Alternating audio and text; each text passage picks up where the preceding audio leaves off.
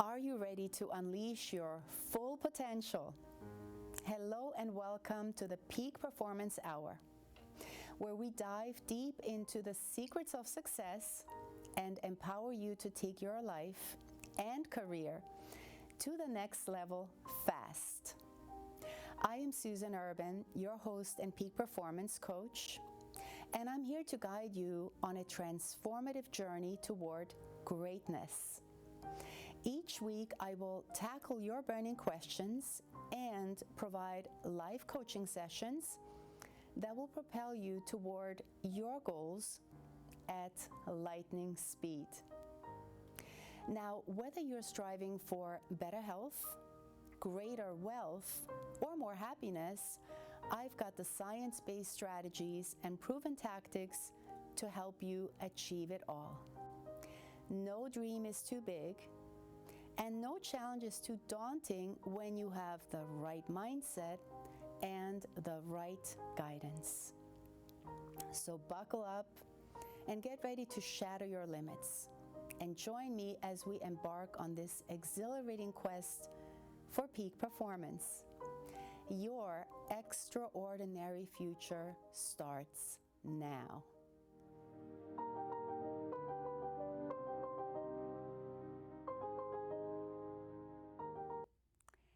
Hello and welcome once again. I am delighted to be with you again on this very hot, very hot summer day. I hope you all are staying cool and safe and you're well.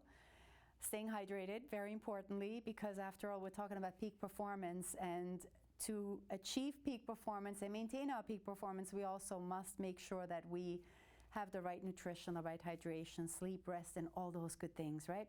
So it's just me tonight, and we have some really good questions to answer. On that note, our topic today seems like overall to be about fear of public speaking and how to increase your confidence. So if that's something you're interested in learning how to do, stay tuned. Also, I hope you have been enjoying the last couple of episodes. I am always looking for live guests. If you're interested and curious and want to benefit from live coaching, I would love to invite you to come on the show, whether you in person or you can even join over Zoom anonymously. But like I said, today it's just me. If you want to be on the show, or if you have a specific question, at the end of this show, you will have our contact information. You can get in touch with us, and I would love to invite you to come on with us. It would be so much fun. Plus, we're providing a lot of value for our community. So without further ado, let's get into our first question. How can I overcome the fear of public speaking? I have recently received a promotion where it is necessary for me to speak in front of the board and to team members, but I feel very tense, nervous, and self-conscious when I have to present publicly. This comes from George, a financial advisor, 45 years old, Manhattan. Well, you probably all know that fear of public speaking is one of the top 3 fears of all time, of all people. So this affects a lot of people. But it's not it's not a convenient, comfortable problem to have, right? So how do we really address this so that this no longer can impact you? And like I said, it does affect a lot of people. And this reminds me of a story. In fact, so many stories sound like this because this is something I help a lot of people with, probably at least a couple of times a week. I get to work with individuals who have this fear of public speaking. And so this is a classic story where somebody, just like maybe George, used to be an employee or still is an employee, and now all of a sudden they're getting the recognition, they're getting the raises, they're getting the promotions, and now their role has shifted, where just like George, now he has to address team members, he has to be the leader for them, he has to present to the board, and this also affects a lot of salespeople who have to do presentations. And whether this is group or one-on-one, very often the nerves can get the best of us, right? So with this gentleman that I just mentioned to you, here's what I typically do. I am curious, obviously, if this is a one-on-one situation and he were in a coaching session with me, the very first thing I would do with somebody like that is identify and unpack what is the cause of this problem.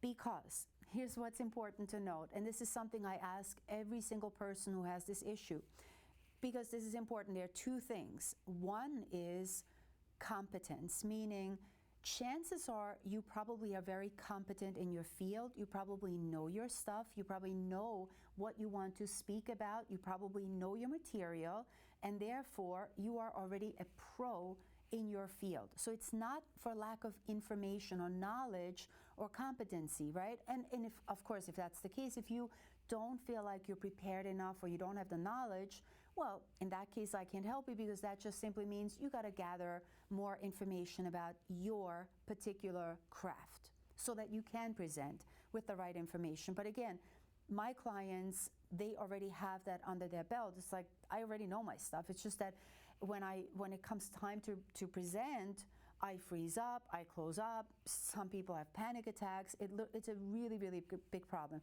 In that case, if it's literally a matter of nerves or anxiety, right, getting anxious and self-conscious, that is when I can help you, because number one, we want to get to understand what is causing this problem, what happened, and there always is a root cause, an event that caused. And here's the convoluted story that is often accompanied by a problem like this. Remember, these people are very well-meaning, they're brilliant, they're intelligent, they're smart. There's no good reason, no logical, rational reason they should have this fear. And they want to achieve and get the recognition, and they deserve to, right? Speak up on behalf of whether it's themselves, the company, the firm, whatever it might be.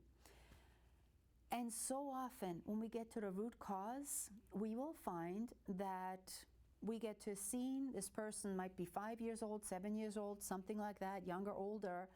And here's a classic one. This was just 2 weeks ago, and this was after just one session with this young man. He let go of the fear, and he's now good to go. So we get to a scene. This man, this little boy is now 5 years old, and dinner conversations are going back and forth, and this little boy says something that apparently was inappropriate or wrong or whatever. The father gets up and really scolds this little boy, his son, right, gets so upset, and now the little boy gets all upset, uptight. But the truth is, he's also confused because he doesn't quite understand what did he say that offended Dad, that got him so angry. Anyhow, long story short, because at the age of 5, we do not have the ability to understand logic. We don't have common sense. We don't know how to add things on, right, what just happened here. All we know how to interpret experiences is through our emotions. I feel bad. I feel sad. Dad hurt me. I did something wrong. And in a split second, that little boy decided in that moment, as weird as it sounds, speaking to authority figures is bad. It's not safe. It's not good. And now fast forward, because this became an unconscious belief that fundamentally became so ingrained, and obviously this boy wasn't even aware that he started to have this belief. This now drags through his adulthood, and the moment this man now has to talk with authority figures or, peers, he gets triggered at that, and that anxiety that he established at 5 years old kicks in and basically becomes a warning sign that says, don't do that, dangerous. You see how something so what we consider irrational can go back to childhood and can cause such problems. So that's the first thing I would do. And the other thing that I would, and this is something I will do with you now because we can, and this is not so difficult to do. In fact, it's easy to do. Once we have uncovered on how did this belief get installed and why is this fear there, already after an intervention like that, the person will feel relief, they will feel calmer, they will feel like, oh, now I understand why I have this fear. So already, the person's starting to shift. But here's something you can practice on your own. I want you to imagine, so let's just say this is speaking in the boardroom, right? want you to imagine you're there in the boardroom, and the old version of you was tense, nervous, afraid, maybe closed up throat, whatever, all the physical symptoms, right? Stomach growling, whatever it is. And so notice what about that is not the way you want it. And the minute you have a snapshot, or even in your imagination, when you can see it, the minute you have that, shake it off. Physically shake your body, shake your hands, just kind of let go of that image. And now, if I were to ask you, how would you like to feel instead? If you could feel any which way as your best self, what would you like to see? What would you like to hear and feel about yourself for you to know that I am now confident, I am now calm, I am now excited? Or again, you got to plug in your own, what is it that you want to feel? How would you like to behave? How would you like to act? What would you sound like if you were already confident? And in your mind, what we're doing right now actually is we're training your subconscious mind, which by the way is 95% more powerful than your conscious mind, because it's your imagination. We're training your subconscious mind on don't do this, do this. And when you start to imagine, if I were to ask you again, what would you like to feel like and act like if you could be your best self? What would that look like? And now you can start to imagine those words. Oh, I would just feel so relaxed. I'd feel so proud. I'd feel so confident. I would just feel so comfortable in my skin. And when you are comfortable in your skin, what is that like for you? And what does that feel like? And so we're going to layer on these emotions, these visions of what is that like. And we're going to go on like this for a little while and think about a time in your life when you were confident. What did that feel like for you? And so now just, again, go back to that time. Feel what that felt like. And if I were to ask you, what's important to you as a professional, as a man, as a woman, when you can be confident, when you can speak on behalf of, when you can share these important, what's important to you about that? And now notice, you probably, if you're playing along, you're probably noticing now these feelings expanding, growing in your body, and with that already feeling more and more confident. The more you think about it, the more confident you feel. And now think about that scene in the boardroom and notice how perhaps your state has already shifted to a more favorable, to a more pleasant, to a more comfortable way of being. And the best part about this is the more you practice and rehearse this in your mind, and nobody knows what you're doing because it's an inside job in your mind, the more this is going to work for you. The problem is a lot of people, this is why so often we almost like talk ourselves into the fear. So many people think about, I don't want to be anxious, I don't want to be nervous, I don't want to be tense, but then the focus is on all the things that we don't want. Can you see how we shifted the focus? What do you want? And our subconscious mind plays along automatically, naturally, and it's very, very easy for you to do that. Simply imagine, and believe it or not, when you get to the boardroom, guess what you're going to be feeling? That's right, more and more confident, because in your mind, you have already rehearsed this like a pro, like a rock star. And when you need it the most, it will be there. So I hope this was helpful. All right, let's go on to the next question. Oh, very similar. How can I be more confident?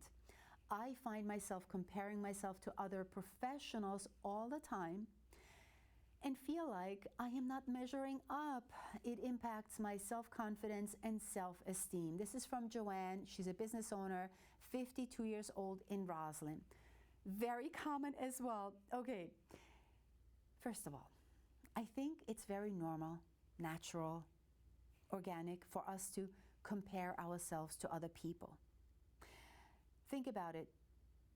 If you think about how we were raised, how we grew up, we kind of had to. We looked for other people. We looked for role models. We looked for authority figures. We looked for the people around us. How should I be? How can I integrate in society? What's the right thing to do here? So therefore, it's almost ingrained in us, right, to compare ourselves and to learn from others, which in that context can be incredibly useful. So please know, nothing wrong with comparing yourself, except for, for when you then feel inferior.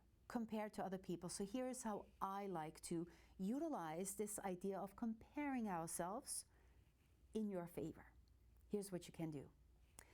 First of all, rather than comparing yourself, what if you could notice those people that you might be looking up to that may seem, this is an important word, seem, because what we don't know, truly, what we do know is what's happening in front of us, right? And that all might look so good and so compelling and so just admirable. But the truth is, we don't know what's happening behind the scenes. We don't know what's really going on in this person's life overall. Fair or not fair, right? So therefore, we really just see the snapshot. What I'm trying to say is, people have all kinds of problems. Life is bigger than what we see on social media. And, so also it's useful to have a little bit of compassion and empathy and understanding. This too is a human being just like me. This too is doing the best they can with what they have every day when they can, right? And so rather than comparing, we want to be like, they're human, they might have some incredible gifts, talents, skills, and I get to admire that about them, right? So rather than comparing and immediately feeling inferior and like, I don't measure up, what about them can we be like, wow, I really admire how they do this.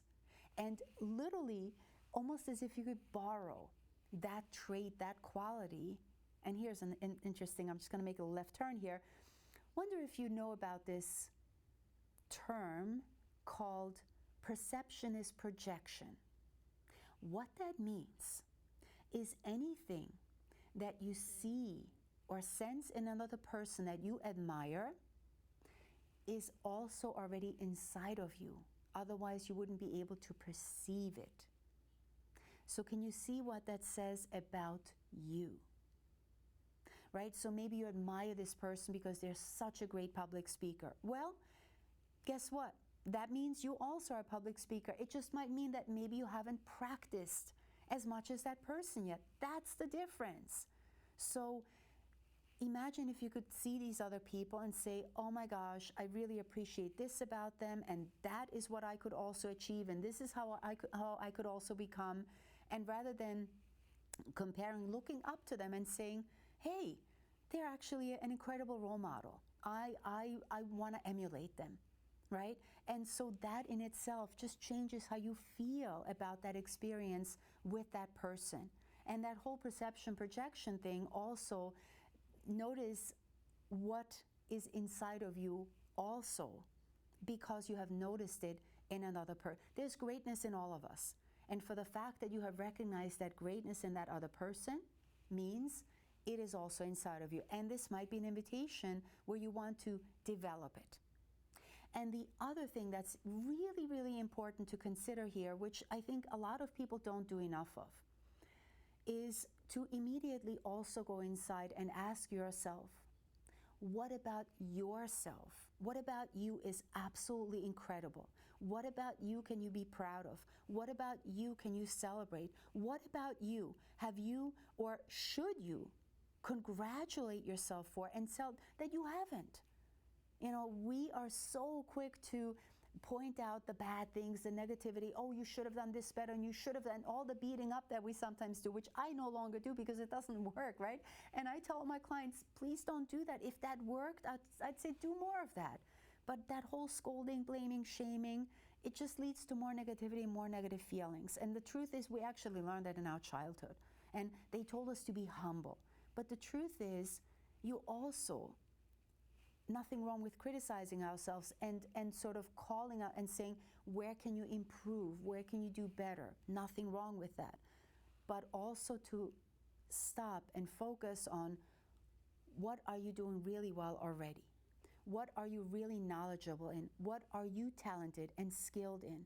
What are you very good at? Right? What about you can you celebrate that other people might admire that you're not even aware of because they haven't told you? So at the end of the day, and I literally mean this, at the end of the day, it's a really, really good habit to get into, to just maybe just before you close your eyes, when you're in bed and you have a little bit of privacy, to ask yourself, what went really well today? What can I be proud of? What do I get to celebrate? What can I be grateful for? And notice how that changes your attitude, your mood, and how you feel about yourself. And sure, a little bit of what could I do better?